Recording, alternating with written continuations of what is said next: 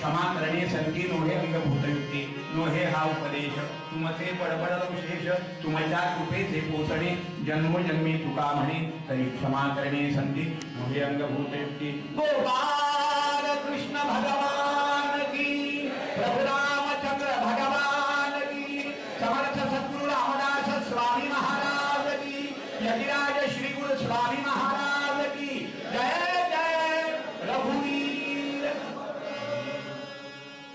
आज वैदिक सत्कार का कार्यक्रम है, आधे घंटे में वो कार्यक्रम संपन्न होगा। मैं आज इस कार्यक्रम की संपन्नता के लिए ग्वालियर की दो आध्यात्मिक जगत की और न्याय जगत की जो है विभूतियां शहर की यहाँ पधारी हुई हैं। परम श्रद्धेय लक्ष्मी नारायण मंदिर बाबा महाराज जी और मध्य प्रदेश हाईकोर्ट के मुख्य पूर्व न्यायाधीश श्री आरपी दीक्षित जी यहाँ पधारे हुए हैं। मैं मंदिर की तरफ से हमारे ज्येष्ठ भाई श्री राघवेंद्र जी को निवेदन करता हूँ ये दोनों का जो सत्कार करें। वेद घोष बिल्कुल थोड़े में होगा और उसके बाद जो है सत्कार होगा। मेरा आप सबसे करबद्ध निवेदन है कि महाराष्ट्र जो है एक अभूतपूर्व मूर्ति है।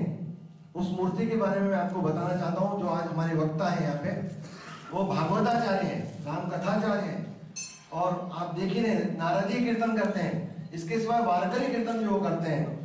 मैं अधिक समय न लेते हुए हमारे आज पधारे हुए जो वैदिक गण है, वैदिक विद्वान है, उससे सबसे निवेदन करता हूँ कि वेद घोष के द्वारा जो है हमारा प्रारंभ करें।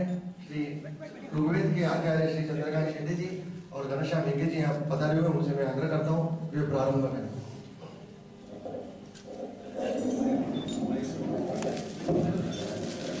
समय की मर्यादा है, 5-5 मिनट का वेद घोष होगा, तत्पश्चात महाराष्ट्र का सम्मान होगा विभूतियों के द्वारा।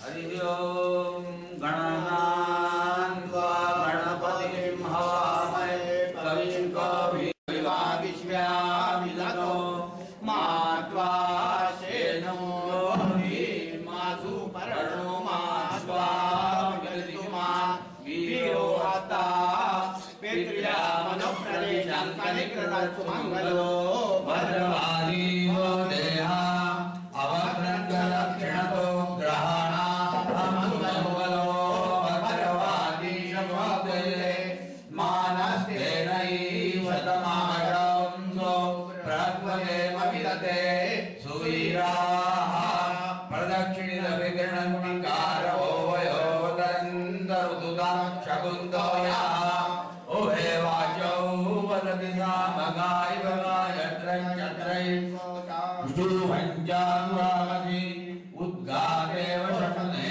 सामगायति ब्रह्मपुत्रैव शवने कृतंसि वृषेव वागी शिशुमतिरभिद्या सर्वतो न शकुने भद्रमावद विष्णुतो न शकुने पुण्यमा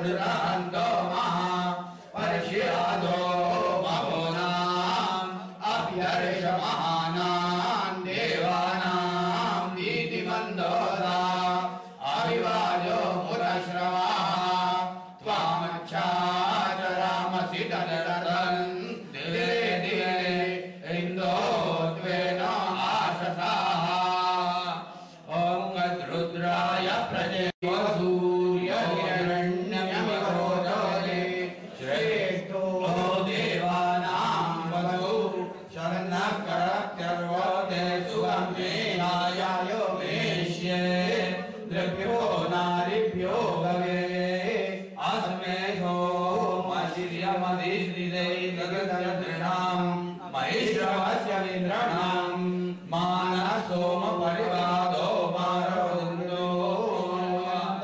आनंदो वाजे यास्ते प्रजा अमृतस्य परस्मिन् दामन्नतया मूलान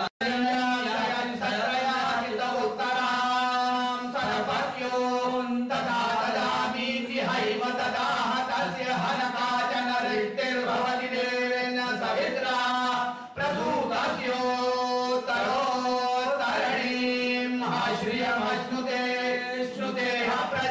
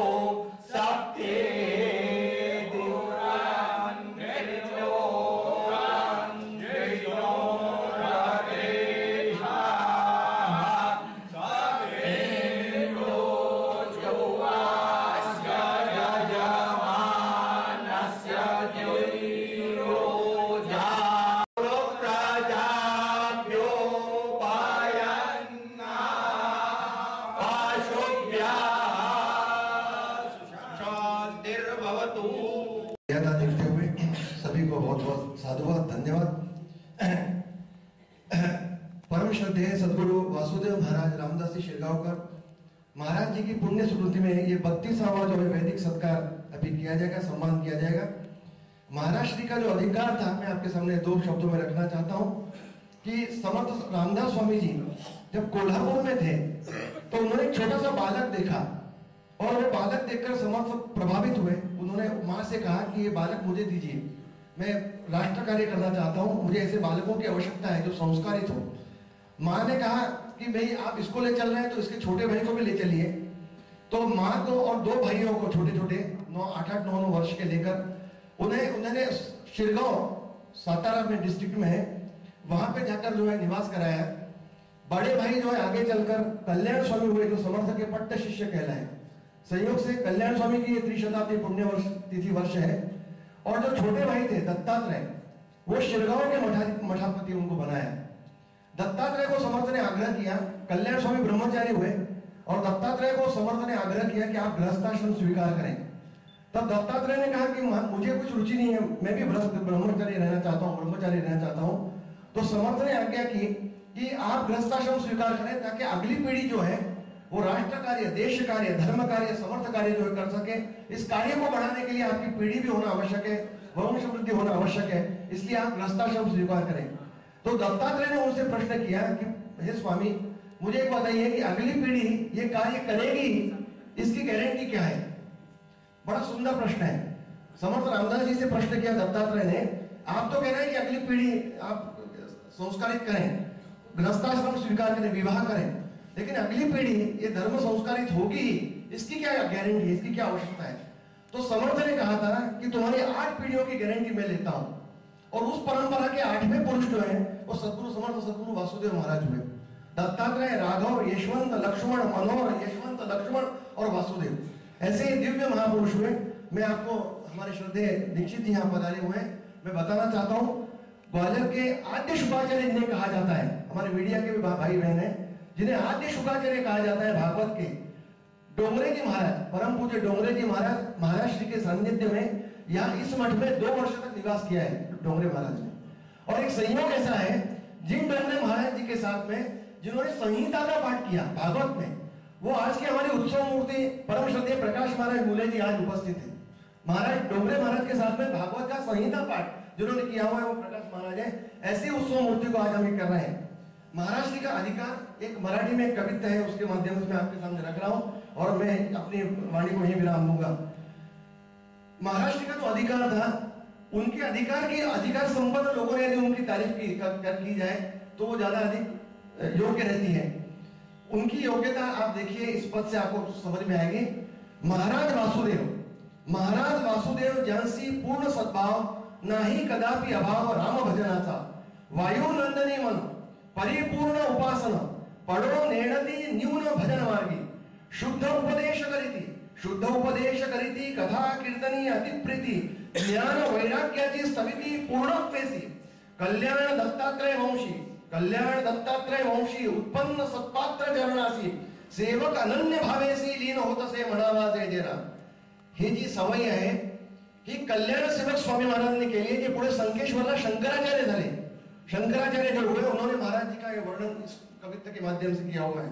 ऐसी योग्यता के परिपूर्ण महाराज श्री, उनकी चैतन्य के रूप में आज सत्ता आप देख रहे हैं। 32 वर्षों उनको रह गए, लेकिन समर्थ की भाषा में कहा जाए तो आमोची प्रतिज्ञा ऐसी, काही न मागावी शिष्यासी आणि आपणामागे जगदीशासी भजत जावे। हमारे बाद में भी यदि वो भजन चलता रहे तो इससे बड़ा जीवन और सार्थक क्या हो सकता है। महाराज श्री के आशीर्वाद पूर्ण आज ये मठ जो है कार्य कर रहा है। मैं महाराज श्री की पुण्य स्मृति में हमारी आज की उत्सव मूर्ति परम श्रद्धेय प्रकाश महाराज जी को आग्रह करता हूँ कि वे आगे हैं और महाराज श्री का सम्मान करने के लिए ग्वालियर की नगर की विभूतियां श्रद्धेय श्री बाबा महाराज जी और श्रद्धेय श्री दीक्षित जी, न्यायमूर्ति दीक्षित जी, इनसे मैं निवेदन करता हूँ कि वे आकर महाराज श्री का सम्मान करें।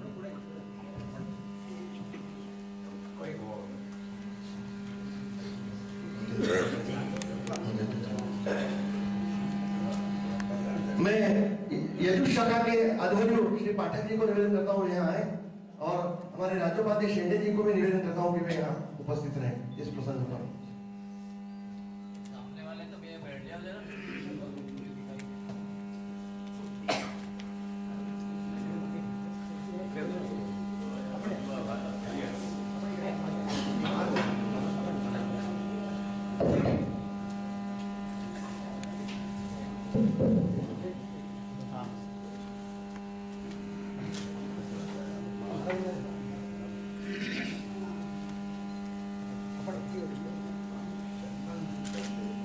नमो ब्रह्मण्य देवाय गो ब्राह्मणाय जगत्पिताय कृष्णाय गोविन्दाय नमो नमः।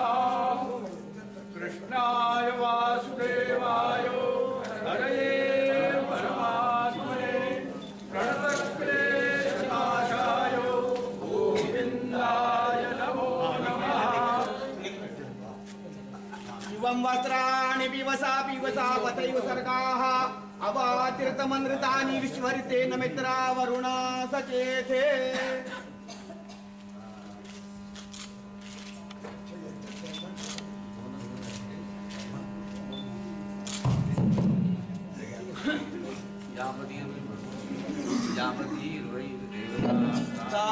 नारायणो कामय प्रजा सृजेति नारायणात् प्राणो जायते मनः सर्वेन्द्रियाणि च खं वायुर्ज्योतिरापः पृथिवी विश्वस्य धारिणी नारायणात् ब्रह्मा जायते नारायणात् रुद्रो जायते नारायणात् इन्द्रो जायते नारायणात् प्रजापतयः प्रजायन्ते नारायणात् द्वादशादित्या रुद्रावसवः सर्वाणि च छन्दांसि नारायणाक्षरं नम इत्येन्द्वय्यक्षरे नारायणेति पञ्चाक्षराणि एतद्वै नारायणष्टाक्षरं पदं यो वै नारायणस्याक्षरं पदमध्येति अनवभ्रुवः सर्वमायुरेति विन्दते प्राजापत्यगुं राजस्पोषं कौपत्यं ततो मृतत्वमश्नुते ततो मृतत्वमश्नुत इति य एवं वेद